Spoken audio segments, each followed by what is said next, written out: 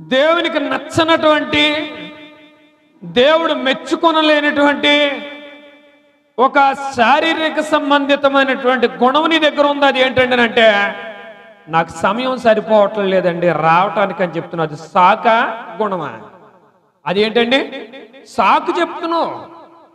సమయం సరిపోకపోయేటువంటి నీకు సమయం ఎందుకు సరిపోకపోవాలి అంటే ప్రభువు నిన్ను పిలవడానికి వస్తే ఇంకా నాకు సమయం ఉన్నది, ఇంకా కొద్ది సమయం సేద తీర్చుకుని, కొద్ది సమయం నేను ఆలోచన చేసుకుని, కొద్ది సమయం నేను నిర్ణయం తీసుకుని వస్తానని చెప్పేటువంటి అవకాశం ఇస్తాడైనా?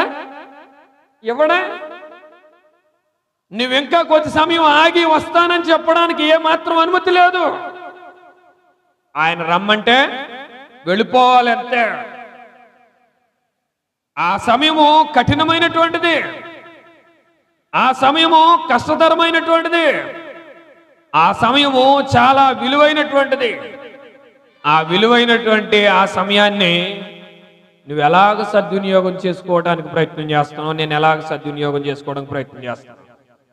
అపోస్తలుడైనటువంటి పౌలు గారు ఎఫెసు పట్టణంలో ఉన్నటువంటి సంఘానికి పత్రికను రాస్తూ అక్కడ ఆయన మాట్లాడుతున్నటువంటి మాటను ఒకసారి జ్ఞాపకం చేసుకుందాం. ఎఫెసీయులకు రాసినటువంటి పత్రిక, ఎఫెసీయులకు రాసినటువంటి పత్రిక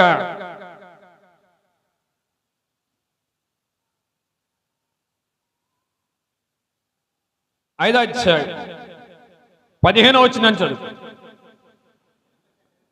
దినములు చెడ్డవి గనుక మీరు సమయమును పోనీయక సద్వినియోగము చేసుకొనుచు అజ్ఞానుల వలె కాక జ్ఞానుల వలె నడుచుకున్నట్లు మీరేం చేయండి, జాగ్రత్తగా చూచుకునండి. దినములు చెడ్డవి గనక మీరు సమయమును పోనీయక సద్వినియోగము చేసుకొనుచు అజ్ఞానుల వలె కాక జ్ఞానుల వలె నడుచుకున్నట్లు జాగ్రత్తగా మీరేం చేయండి అని అంటే అండి,